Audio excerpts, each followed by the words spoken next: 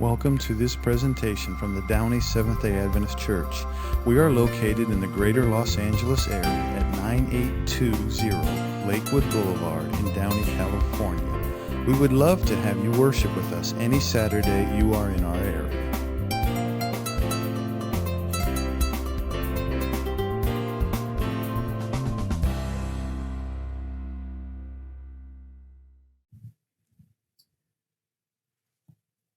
Thank you for inviting me to speak this morning.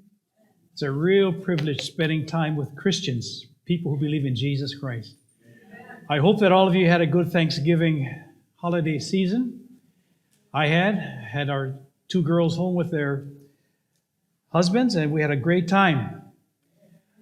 A teacher in elementary school wanted to do something special with her kids. So she gave them a piece of paper. And on a piece of paper was a little box. And she told each child, I want you to take the box home tonight. When you come back tomorrow, I want you to draw something in the box that you are thankful for. And the children all smiled and said, oh man, they started thinking, what am I going to write? What am I going to draw? What am I going to do? The next morning, the kids all came back to school and they all sat down, and the teacher said, okay, I'm going to call one at a time, and I want you to come up. I want you to show the paper what I gave you yesterday with a box inside of the paper drawn, and I want you to explain what you wrote. One of the students went up and she held up the sign and says, I am thankful for my dog.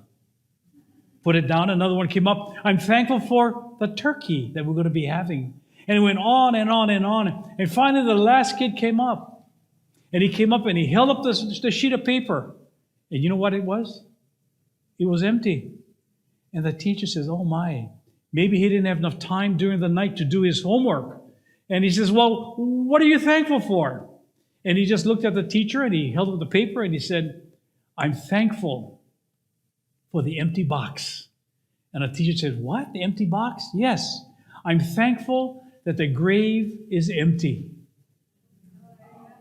And she says, yes, he was thankful that the grave was empty because Jesus was not kept in a grave. And that's what I'm thankful for. That is the most thankfulest thing I can ever think of, is what my God did for me. He sent His only begotten Son, Jesus, to die, to rest, and He was resurrected for our sake. And today I have a God who's alive. I have a Jesus, I have a Savior who's living. And I have a Savior that I can call any time of the day. He doesn't have office hours. He doesn't say, call me between 3 and 9 or 6 and 7. He tells me I can call Him any time of the day. And I see we have some kids here, some boys and girls here. What would happen? Now you go to school, don't you? Don't you go to school? Yeah, I see you nodding. Okay. You have a teacher, don't you? What would happen when you go back to school after Thanksgiving vacation if you call your teacher 3 o'clock in the morning and says, hello, teacher, I just want to call to see how are you? What would happen the next day? You think the teacher would like you?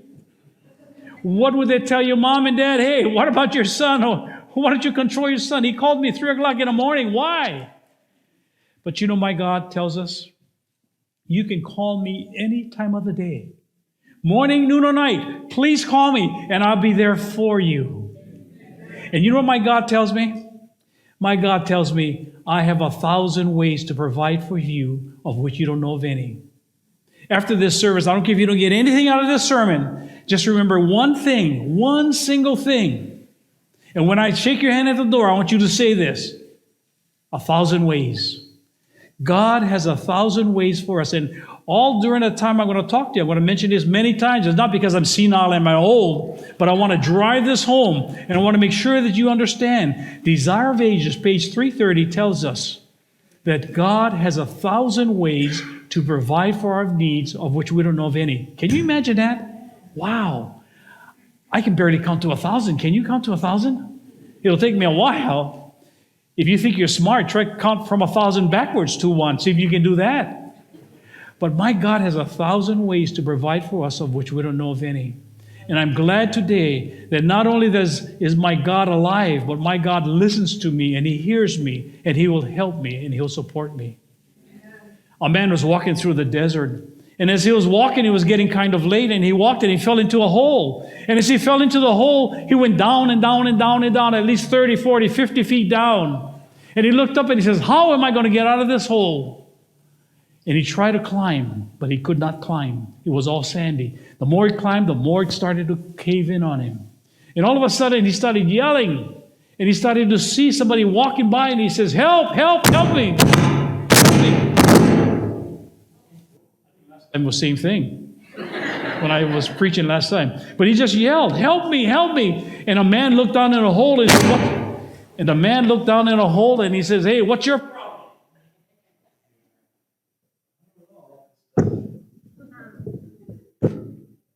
Okay, we got it here. And the man looked down in a hole and he said, what's your problem? And he says, I fell in this hole and I need help. Please help me, help me, help me.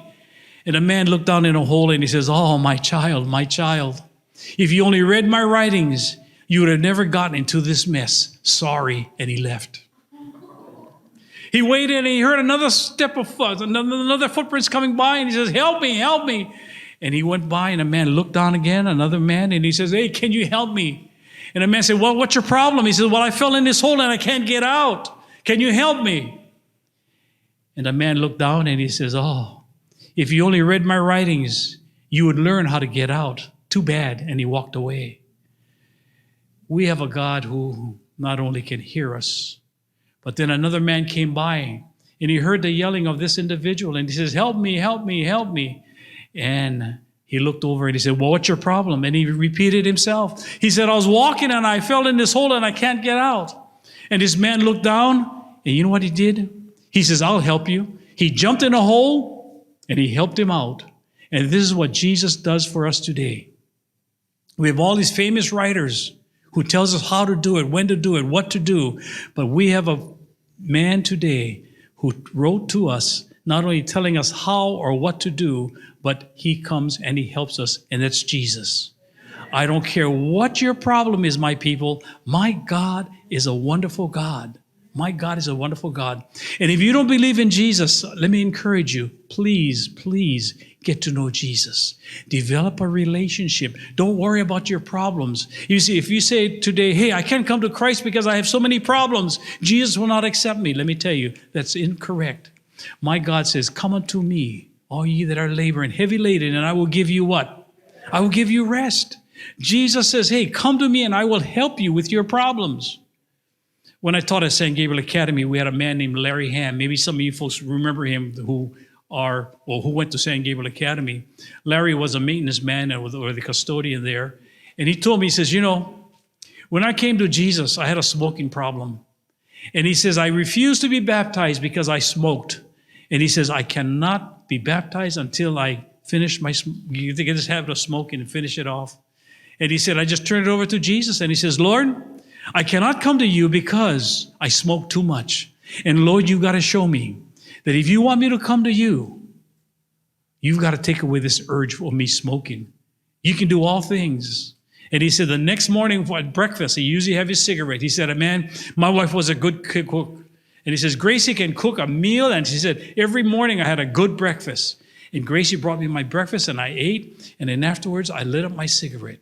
And he said, that was the best time of my life, lighting up that cigarette because he relaxed me.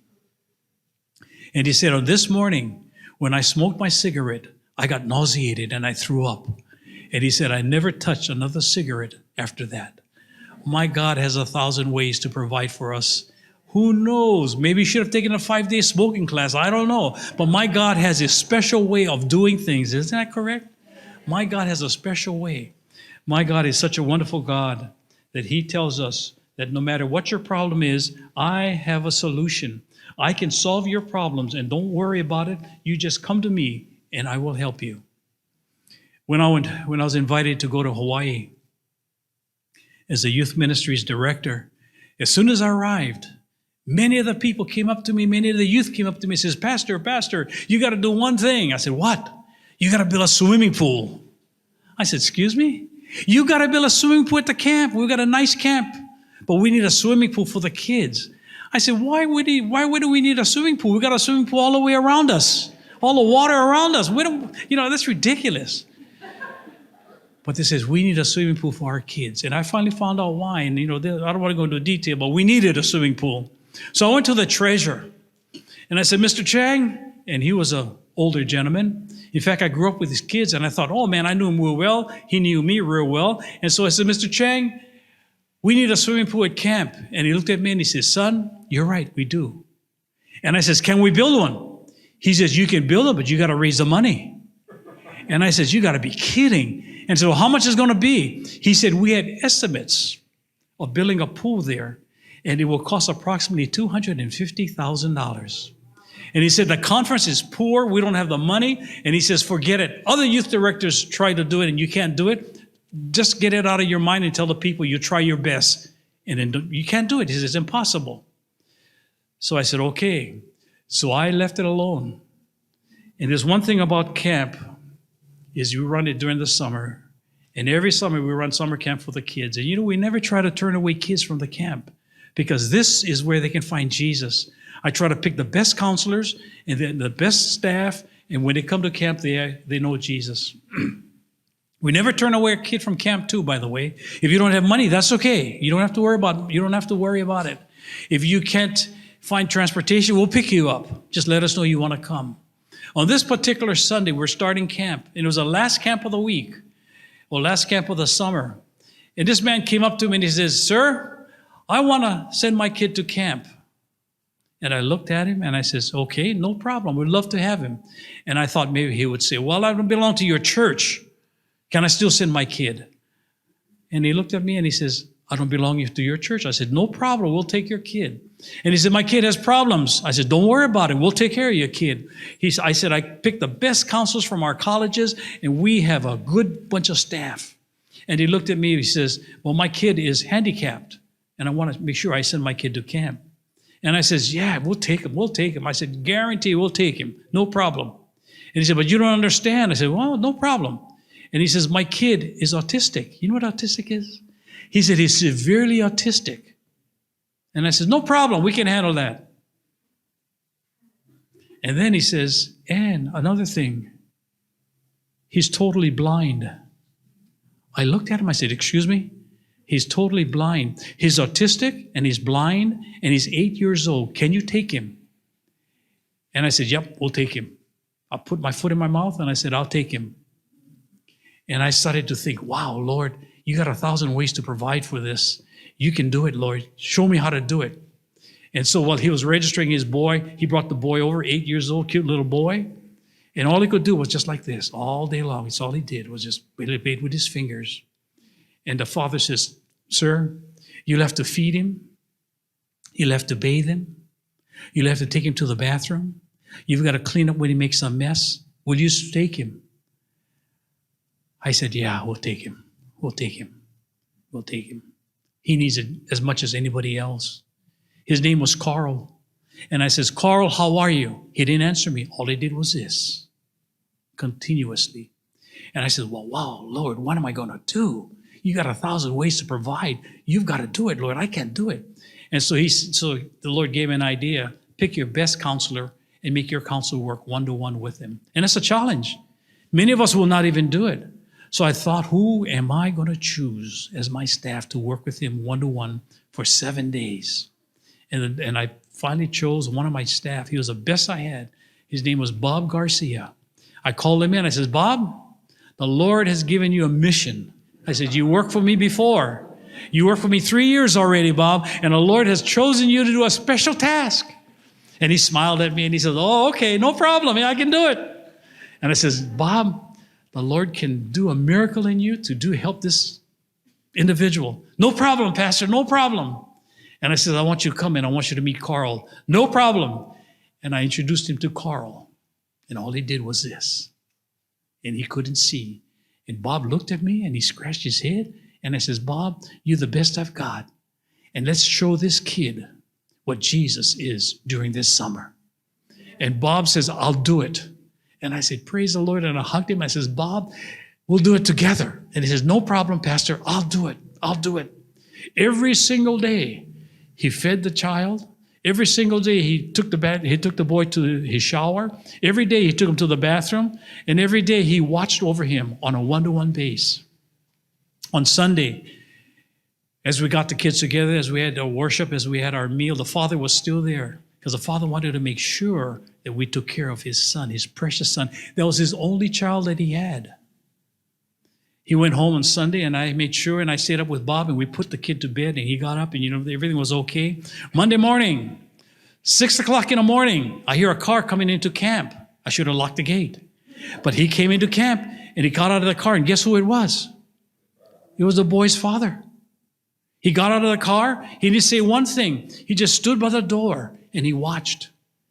As Carl came for breakfast, he watched. As Bob fed Carl, he watched. As Bob took Carl to the bathroom, he watched. He didn't say one word. He just folded his arms and he watched. And I was thinking to myself, man, what a father. Get out of here. Let us take care of your boy. You know what I'm saying? Don't tell us what to do. Trust us. But he came on Monday watching. He stayed 3/4 of the day. He left at 4 o'clock in the afternoon. And when he left, I says, wow, wonder what he's going to do now. Is he going to report us to, CPS or something? On Tuesday morning, 6 o'clock, the car came back in. And I says, oh my, what's going to happen? And sure enough, here he came. Out of his car, crossed his arm, and he just stood by the entrance of the camp and just watched as we took care of his son. I also invited him to eat with us. He said, no, I'm not hungry. But he just watched. Wednesday came, same thing. 6 o'clock in the morning, and he watched, and he stayed till 4 o'clock in the afternoon. And he did this Monday, Tuesday, Wednesday, Thursday, and Friday, and finally Friday came, and he says, Pastor, I've got to take my boy home because we have something special planned for the weekend. I said, no problem. So 4 o'clock, man, I was sweating by then. I said, I wonder what he's going to do now. Is he going to report us, or is he going to praise us? Is he going to thank us? And he came up to me and he says, Pastor, I came for 4 days in a row, and this is my 5th day here. I want to thank you. You've got a special camp here, and you've got a special church that takes care of these individuals. And I said, praise the Lord. Thank you, Jesus. And he says, I really thank you for it. And he said, before I leave, I want to ask you one question. I said, yes, sir. He says, what can I do for you? And I looked at him, and I said, well, what do you mean? He says, I am the colonel for the Corps of Engineers of the United States Army for the state of Hawaii. Bingo, it went into my mind. And I said, sir, you know what I want? I want a swimming pool. I want a swimming pool. And he looked at me and he said, son, no problem. He said, no problem whatsoever. He said, where do you want the swimming pool? I said, you see where that house is, where the manager, where the caretaker is? There's a mountain behind there. There's a mountain about 20 feet high. And we built the house against a mountain. We don't have any room on camp. We only had 10 acres. We had cabins and we had a nice field. We had a volleyball court. That's all we had for 10 acres. And I said, what I want is I want to knock that wall down or knock that mountain down, and I want to build a pool there next to the house of the manager so he can watch the pool at night to make sure nobody sneaks in the pool. And that's the only space I can think of. He looked at it and he said, no problem. I said, excuse me? Knocked a 20-foot mountain down? And he says, I'm bringing my lieutenant over on Sunday. Can you tell him what you want? And I'll be here too. I said, yep. And so I showed him what I want. We walked up the hill, 20 feet high. We walked over the mountain, and the guy just looked at it, and he looked at it, and he says, no problem. Monday morning, I had a phone call from one of the neighbors at the camp. And he said, what's going on? He says, we have trucks, tractors, bulldozers, all coming into your camp. Are you tearing your camp down? Within 6 weeks, they took out the whole mountain, and he started digging for a hole for the swimming pool. And he says, we got to work together. I said, yeah. He says, I have some supplies, but not all enough. And he said, whatever, one thing I need, he says, I need plywood. Plywood to form you carpenters, you men, when you build a pool, you got to build a frame. And he says, I need X amount of boards for that because I don't have enough boards at where we're from. So can you get it? I said, no problem. I'll ask for some donations. And so the largest area that we have was a place called City Mill. In those days, we had no Home Depot. And if you go to Hawaii, by the way, you're going to Hawaii, look up City Mill. City Mill is still there. It's still one of the oldest, the first big area, hardwood Home Depot that we have. And they're giving Home Depot competition. But people have warned me. They says, don't you ever go to that guy because he is so stingy. He said, the guy who owns City Mill is so tight that he squeaks when he walks. So you'll get nothing. And I asked the treasurer, I said, well, can we at least, I got a big hole now. I tore a mountain down. I got a big hole. I need some plywood to start framing this pool. Do you have any money? The treasurer says, I don't have a penny to give you. But remember, my God has how many ways? My God has 1,000 ways to provide for us, of which I don't know of any. And so I went to City Mill, and they told me, some of my friends told me, he is so tight, you get nothing. And so I went to see him. And I said, sir, and I explained the situation to him, and I said, I need X amount of boards, plywood, and I told him what we were doing, and you know what he told me? He says, he said, if I give you, I got to give everybody else. That's true, isn't it? If I give you as a donation, I got to give this church, I got to give this church, I got to give this church, and I won't make any money. He said, I'm sorry, I can't give you a thing. And I said, well, thank you so much. I'll be praying for you. My God has 1,000 ways to provide. I don't know how he's going to do it. Maybe I got to go, I don't know. Maybe I got to talk to somebody else. A week later, I get a phone call from this gentleman. And he says, Bob, this is so-and-so. I'm from City Mill. I said, oh, yeah, I know you. And he says, my forklift driver unloaded the truck of plywood. And he turned the corner too much, and he dinged the corner, and I can't sell the plywood. I'll give it to you. You can have it all. He said, I've got 100 sheets of plywood that you can have. It's all damaged. But hey, who cares? The edge is okay. It's just a corner that was dinging. He said he couldn't sell it. And he says, can you pick it up? And I told him, I said, sir, I only have a car. I can't pick up 100. I can't pick up 100 sheets of plywood. All right, I'll deliver it. So he brought his truck and he delivered it to the camp. And can you imagine he dropped it off? 100 sheets of plywood to frame it. Then a Corps of Engineers came up to me and he says, hey, man, we're running short of rebarb. You know what rebarb is? 5-inch, rebarb? He says, we need some rebarb. Can you get us some rebarb? I said, I'll get some rebarb. And I went and I talked to Western Steel in Hawaii. The same thing. He says, we're having a hard time financially. We can't give you any more. We don't have any to give out. He says, maybe next year. But, we can't wait for the engineers to wait a whole year. I said, well, thank you so much. I left my card and I left.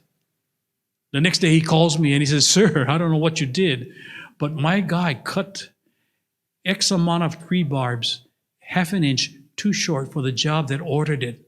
And we can't use it. Can you use it? I said, absolutely we can use it, man. We're going to cut it up anyway to form the framing of the pool. He says, come pick it up right away because we got to get rid of it. And I said, sir, I don't have a truck. I only have a car. He said, okay, I'll deliver it. So man, that afternoon, that big truck came with the rebarbs. I mean, it was a huge truck full of rebarb. And they unloaded it too. They had a forklift, they unloaded it. It was so great. My God has 1,000 ways for us of which we don't know of any. Did you know that? My God can provide for that. Then the Corps of Engineers told me, hey, can you get us some concrete? After we frame it, after we do all this, we got to shoot the gunite. I said, well, how many yards do you need? He told me how many yards. I said, oh, man, that's a lot of truckloads. It's at least 20 truckloads of gunite that they're going to shoot. And I says, wow, that's a lot. And so I went to Kaiser Cement, and I told him my predicament. And he says, I can't give you all of that, but I'll tell you what, I won't give you anything. But if you go to Pacific Concrete and you tell them your story, I will match what they give you. And I said, oh, man, yes, I will. So I went there and explained the situation, and I told them what Kaiser was going to do, and they supplied all the concrete we needed. We built a swimming pool at the camp, and it didn't cost us a penny because my God has 1,000 ways to provide for us. And if you go to Hawaii, when you go to Hawaii, you go to the camp, you look at that swimming pool. I was the first one to jump in that pool when it was finished. That God has 1,000 ways, and my God says, I need you to trust me. Did you know that? But many times the problem is we don't want to trust God, because we don't have faith in him. Or sometimes we trust God, but we don't want him to do it on his term, but we want to tell God what to do.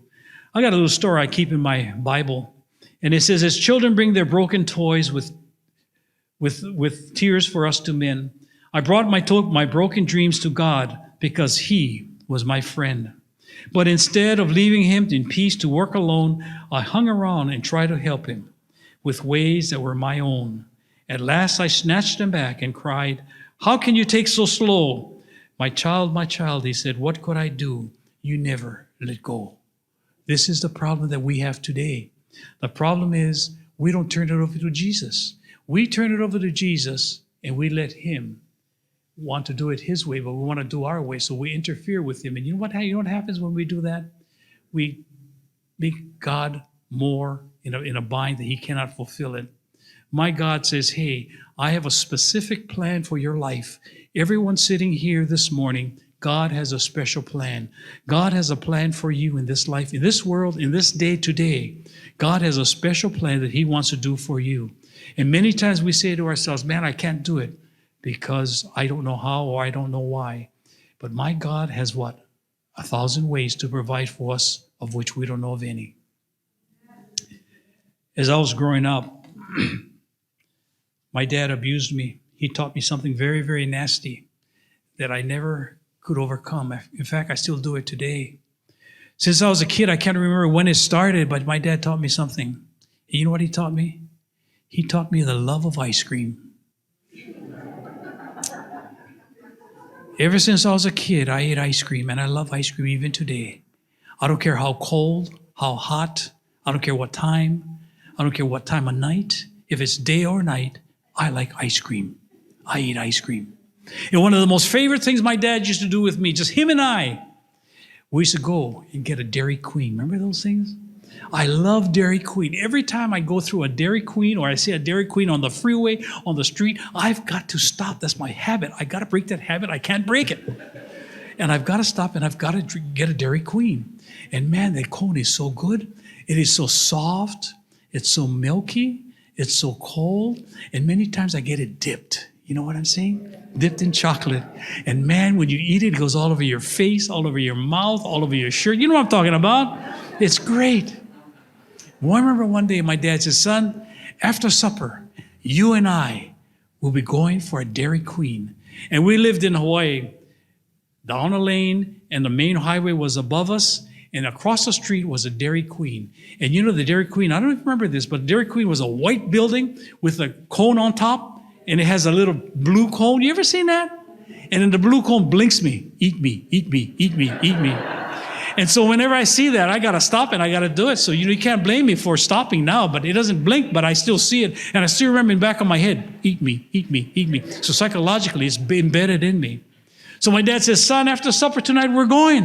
And we're going to get a cone. I said, oh, man, Dad, great, great, great. After supper, my dad and I walked out to the highway. And sure enough, there was a Dairy Queen, a beautiful white building with a blue cone on top, blinking. And I says, Dad, we got to go. Yeah. And I looked, but there was one thing wrong, the traffic. How are we going to cross the highway? Cars, trucks, and buses were going back and forth, back and forth. And I knew I could not go across because if I went across, I would get hit by a car. There's no way I could make it across the highway. All of a sudden, my dad stuck his hand in front of my face, and I saw his large hand, and I grabbed onto his thumb. And as I grabbed onto his thumb, guess what? All fear left me. I felt good, and I knew I was going to make it. As long as I held onto my dad's thumb, when he walked, I walked. When he stopped, I stopped. And before I knew it, we were across the street, and I was holding onto my dad's thumb, and we made it safely across to that Dairy Queen. Today, my dear people, my God is putting his hand in front of us, and he's saying, I can give you help. I have 1,000 ways to provide for you, of which you don't know of any. All you have to do is grab onto my thumb, and I will lead you through any problems that you have. What a wonderful God we have, don't we? If we just remember that my God has 1,000 ways to provide for you, of which you don't know of any. Grab on to the hand of Jesus.